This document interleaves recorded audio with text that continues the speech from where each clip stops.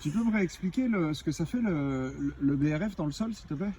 Donc le BRF, en fait, c'est du bois raméal fragmenté, donc des rameaux en général qu'on coupe au printemps, donc qui sont pleins de sucre des plantes, qui vont se décomposer au niveau du sol, et tout ce sucre, il va attirer plein de champignons.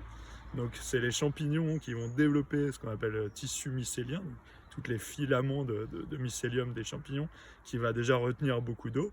Et après, derrière, les plantes, elles vont faire aussi des associations avec certains de ces champignons, donc ce qu'on appelle les mycorhizes, les champignons qui s'associent avec les racines.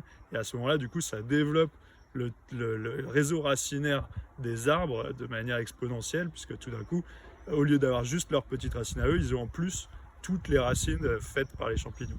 Et là, ils peuvent capter beaucoup plus d'eau et de nutriments dans le sol. Et là, on parle du BRF frais.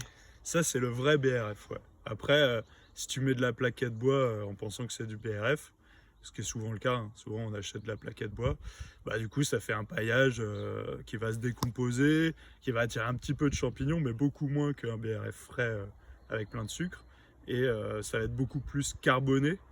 Et là, tu auras un effet positif de moins arrosé, mais tu n'auras pas forcément autant d'effets positifs avec le système racinaire et les champignons. Super, merci.